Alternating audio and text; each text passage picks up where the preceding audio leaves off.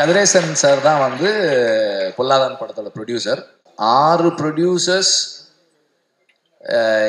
என்னையும் என்னுடைய கதைகளையும் வேணான்னு சொன்னதுக்கப்புறம் 7ஆவதா என்னுடைய படத்தை ப்ரொடியூஸ் பண்ண producer Kathiresan sir. Thank you sir.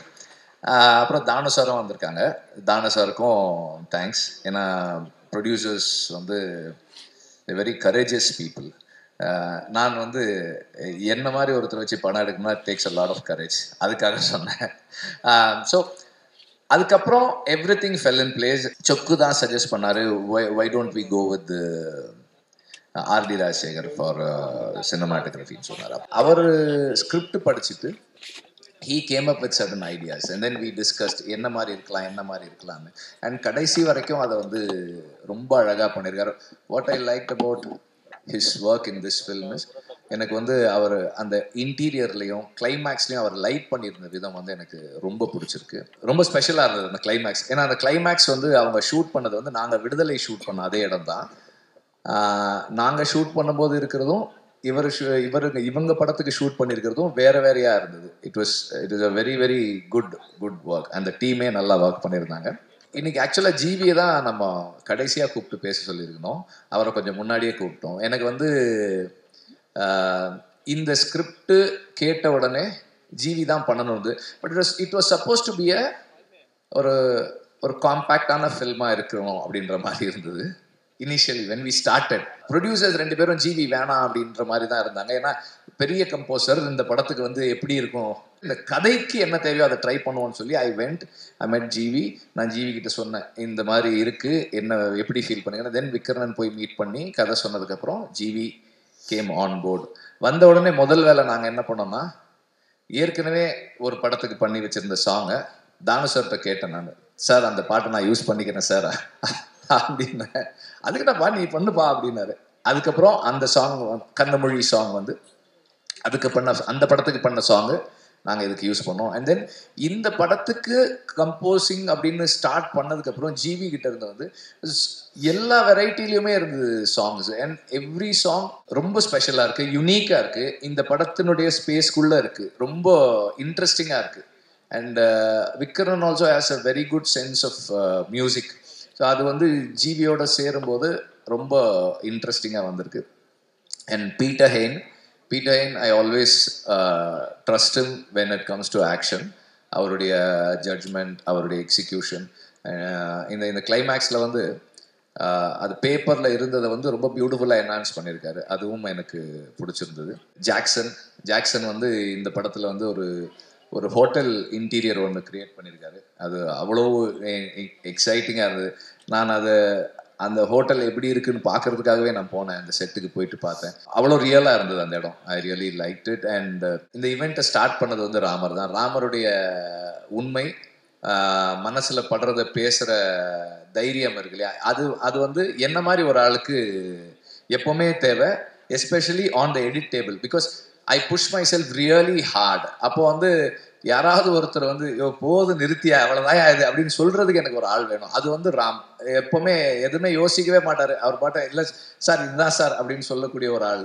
அந்த மாதிரி இன்னைக்கும் வந்து மனசில் பட்டதை ரொம்ப நேர்மையாகவும் உண்மையாகவும் சொன்னதுக்கு வந்து அவருக்கு தேங்க்ஸ். அண்ட் இந்த படத்தை ஒர்க் பண்ணுறது வந்து it's not an easy thing. இந்த லாஸ்ட் ஒரு ஃபியூ டேஸில் வந்து the way he sharpen the film is very amazing. Cameraman சொன்ன மாதிரி ஒரு சீன் எல்லாம் எடிட் பண்ணியிருந்தது. இட் வாஸ் நாட் இன் நானும் பார்க்கல அந்த மாதிரி அந்த சீக்வன்ஸை, விக்ரனும் பார்க்கல அந்த சீக்வன்ஸை. அதை ராம் கன்சீவ் பண்ணி கட் பண்ணது ரொம்ப நல்லா இருந்தது. இட் இஸ் வெரி வெரி எனக்கு சர்ப்ரைசிங்காக இருந்தது. எடிட்டில் எனக்கு ஒரு சர்ப்ரைஸ் வர்றதுன்றது வந்து ரொம்ப I normally expect every combination in edit. But என்ன சர்ப்ரைஸ் பண்ணுற மாதிரி அந்த சீக்வன்ஸ் பண்ணியிருந்தார் Ram. That I really like. And actors நிறைய பேர் நடிச்சிருக்கீங்க, எல்லாருக்குமே ரொம்ப ஸ்பெஷலாக இருக்குது. பவனுடைய இது ரொம்ப ஸ்பெஷலாக இருந்தது. ஏன்னா பவன் நல்லா டான்ஸ் ஆடுவாருன்றது வந்து எனக்கு இந்த படத்தை அப்போ தான் தெரியும். இதுக்கு முன்னாடி எனக்கு தெரியாது. நல்லா டான்ஸ் ஆடி இருந்தீங்க, சூப்பராக இருந்தது அந்த டான்ஸு. ரெண்டு வெர்ஷனுமே நல்லா இருந்தது டான்ஸு. அப்புறம் நெல்சனுடைய ஏதோ இருக்காரு இல்லை ஏதோ சொல்லிட்டு இருந்தாங்க, அது என்ன புரியல. பட் அது ஆக்சுவலாக வந்து நெல்சன் வந்து இந்த படத்தில் வாய்ஸ் ஓவர் பண்ணியிருக்காரு. அதுதான் வந்து அவங்க அப்படி சொல்லிகிட்டே இருக்காங்க. எனக்கு வந்து நான் ரீசெண்டாக சினிமாவில் நான் பார்த்த ஒரு nice person to connect with Nelson. Ramar ஒரு மாதிரி பேசுகிறாருன்னா நெல்சன் வேற மாதிரி பேசுவார். ஒரு ஒரு ஒரு ஐடியா சொன்னோன்னா இது நல்லாவா இருக்கு அப்படின்னு கேட்குறாரு. அப்புறம் இல்லை இது நல்லா தானே இருக்கு, நல்லா இருக்குன்றாரு. மனசில் பட்டதை ரொம்ப கரெக்டாக சொல்கிறாரு. கரெக்டாக இந்த சென்ஸ் யார் மனசும் புண்படாத மாதிரி என்ன சொல்லணுமோ அதை கரெக்டாக சொல்லக்கூடிய ஒருத்தராக இருக்கார். Is a very genuine person. அந்த மாதிரி ஒரு பர்சனோட இன்ட்ராக்ட் பண்ணுறது is a rare thing. So I really like talking to him. And sometimes phone பண்ணால் நாங்கள் 1 மணி நேரம் 2 மணி நேரம்லாம் பேசிகிட்டு இருக்கோம் அந்த மாதிரி. அண்ட் இந்த மாஸ்க் வந்து எங்களுக்கு வந்து நிறைய பேசுறதுக்கான சான்ஸ் கொடுத்த ஒரு படமாக அமைஞ்சுது. Sometimes I discuss with him. And அதில் ஒரு காமன் ஃபேக்டர் என்னன்னா கவின் இருக்கிறது தான். கவின் வந்து அவருடைய அசிஸ்டண்ட், அவருடைய தம்பி எல்லாமே. சம்டைம்ஸ் அவர் நம்ம ஆஃபீஸ்க்கு ஒரு தடவை வந்திருந்தாங்க 2 பேரும். இவர் நெல்சன் பக்கத்தில் கவின் உட்காந்துருக்காரு. நெல்சன் வந்து அவர் தோளில் கை போட்டு அப்படி அந்த ஏதோ மசாஜ் எல்லாம் பண்ணி விட்டுட்டு இருந்தாரு. 2 பேருக்கும் ரியலைஸே பண்ணல அதை, that bond is that much. அந்த மாதிரி ஒரு பாண்ட் இருந்தது. ஸோ நான் வந்து நெல்சன்கிட்ட சொன்னேன். அவர் சொன்னது தான், நீங்கள் இது வேற ஏதோ ஒரு ஈவெண்ட்டுக்கு ஏதோ இன்வைட் பண்ணுற மாதிரி இருந்தது. இல்லை நான் வந்து உங்களை இதுக்கெல்லாம் கூப்பிட மாட்டேன், மாஸ்க் ஆடியோ லான்ச்சுக்கு தான் கூப்பிடுவேன் அப்படின்னு சொன்னேன். பிகாஸ் அவர் இதுக்கு வர்றது தான் பொருத்தமாக இருக்கும் அப்படின்றதால அப்படி சொல்லியிருந்தேன். ஸோ நெல்சனுடைய இந்த அவருடைய கான்ட்ரிபியூஷன் இந்த ஸ்கிரிப்டுக்குள்ளே, இந்த ஃபிலிம்குள்ளே நிறைய இருக்குது. அவருடைய சஜஷன்ஸ் வந்து நிறைய எடுத்துக்கிட்டு இருக்காங்க, அது ஒர்க் பண்ணியிருக்காங்க, எல்லாமே பண்ணியிருக்காங்க. சொக்கலிங்கமும் நானும் வந்து அசிஸ்டன்ட் டைரக்டராக நான் இருக்கும்போது அவர் அசிஸ்டன்ட் மேனேஜர். எனக்கு கோவம் வரும், அவருக்கும் கோவம் வரும், எனக்கு ரொம்ப கோவம் வரும், அவருக்கும் ரொம்ப கோவம் வரும். பயங்கரமாக இருக்கும் ஒர்க் பண்ணுறதுக்கு. நாங்கள் அப்போது அந்த டைமில் காதல் வைரஸ் படத்தில் ஒர்க் பண்ணியிருக்கோம். அதுக்கப்புறம் தொடர்ந்து எல்லா படங்களும், ஆடுகளம்லேருந்து எல்லா படமும் கூட ஒர்க் பண்ணுறாரு. ரொம்ப கமிட்டடாக எடுத்துக்கிட்ட வேலையை முடிக்கணும். ஒரு டைரக்டர் கேட்கும்போது இல்லைன்னு சொல்லக்கூடாதுன்றதுக்காக ஒர்க் பண்ணுற ஒருத்தர். ரொம்ப டெடிக்கேட்டடாக கமிட்டடாக ஒர்க் பண்ணுற ஒரு ஆள். அண்ட் அவர் இந்த படத்தின் மூலமாக ப்ரொடியூசர் ஆகிறது எனக்கு ரொம்ப சந்தோஷம். அதே மாதிரி ஆண்ட்ரியாவும் இந்த படத்தின் மூலமாக ப்ரொடியூசர் ஆகிறது எனக்கு ரொம்ப சந்தோஷம். நான் கேட்டேன், உங்களுக்கு எதுக்கு இந்த வேலை, நீங்கள் ப்ரொடியூசராக என்ன பண்ண போகிறீங்க அப்படின்னு. அப்புறம் அதுவும் இந்த ஸ்கிரிப்ட் எதுக்கு, ஏன்னா வந்து உங்கள் கேரக்டரில் வந்து கொஞ்சம் நெகட்டிவ் ஷேட் இருக்குது அப்படின்னா, அப்போ அவங்க சொன்னாங்க, கொஞ்சம்லாம் இல்லை, இது ப்ராப்பர் நெகட்டிவ் தானே இது, அதனால என்ன இருக்குது. அப்புறம் இது பண்ணால் அப்புறம் இதே மாதிரி ரோல்ஸ் தானே கூப்பிடுவாங்க அப்படின்னு கேட்டேன். இப்போ எதுக்கு கூப்பிடுறாங்க, எதுக்கும் கூப்பிடுறது இல்லை, நானே ஒரு படம் ப்ரொடியூஸ் பண்ணுறேன். I really like this film. இந்த குவர்க் எனக்கு பிடிச்சிருக்கு. இது வந்து I feel this is commercial. அதனால் நான் இதை I want to take the risk with this ஃபில்ம்னு சொன்னாங்க. I set okay. ஸோ அந்த மாதிரி இவங்க 2 பேருக்குமே வந்து இந்த படம் ஒரு சக்ஸஸ்ஃபுல் ஃபில்மாக அமையணும்னு நான் விரும்புகிறேன். And there are lot of people, எனக்கு வந்து ஃப்ளோவில் ஞாபகம் வரல. Azhar, I really like your work. Because அதாவது ஒரு டைரக்டராக இதை எப்படி சொல்கிறதுன்னு எனக்கு தெரியல, ஆனால் ஒரு ப்ரொடியூசராக எனக்கு ரொம்ப பிடிச்சிருந்தது.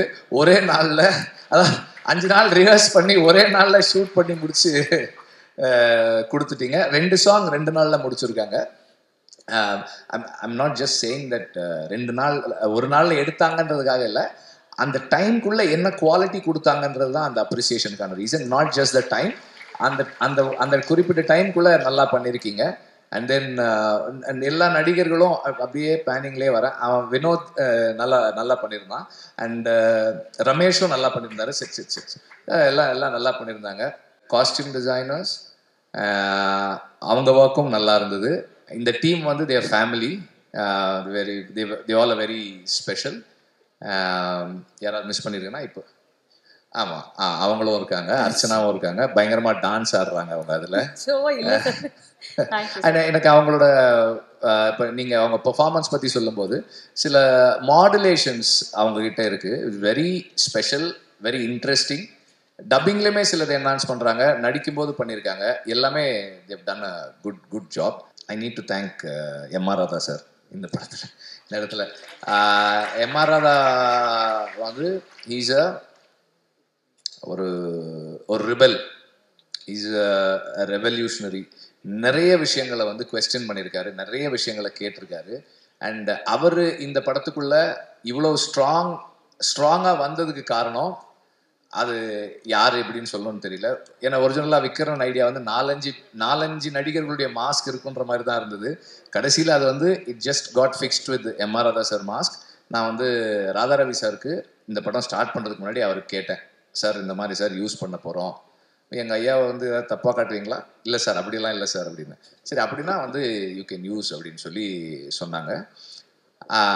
இந்த படத்தினுடைய the soul of the film is what M R. Radha's art stood for. அவர் வந்து எதை அவருடைய கலையின் மூலமாக பேசினாரோ அதுதான் இந்த படத்தினுடைய ஆன்மாவா இருக்கிறது. அதுக்கு மேல என்னென்னவோ இருந்தாலும், இப்போ விக்ரன் சொன்ன அந்த கேரக்டர், இந்த 2 கேரக்டர்ஸ், கவின் பிளே பண்ற கேரக்டர், ஆண்ட்ரியா பிளே பண்ற கேரக்டர், ருஹானி பிளே பண்ற கேரக்டர், ருஹானியோட ஹஸ்பண்ட் பிளே பண்ற கேரக்டர், என்ன இருந்தாலும் அதோட சோல் வந்து is about the voiceless. And அந்த கடைசி பாடல்ல கேட்ட அந்த வரிகள் தான், அடங்கு என்பார்கள் விலங்குகள் உடைத்து தடைகளை தகர்த்து வென்று வா வெற்றி வீரனே. அதுதான் இந்த படம். And thank you sir. Thanu sir இருக்காரு, நெல்சன் சாரும் இருக்காரு. நான் என்ன கேட்க போறேன்னு உங்களுக்கு தெரியல சார். நான் கேட்கல சார், அவங்க கேட்குறாங்க sir. Okay. November 21st mask release. Absolutely sir. November 24th அரசன் ஸ்டார்ட் பண்றோம். போதும் சார், இந்த அப்டேட் எங்களுக்கு போதும் சார். அண்ட் இந்த அழகிய தருணத்துல இந்த அழகான விழாக்கு வருகை தந்தவங்கள் அனைவரையும் thank you. Please make Mask a huge hit.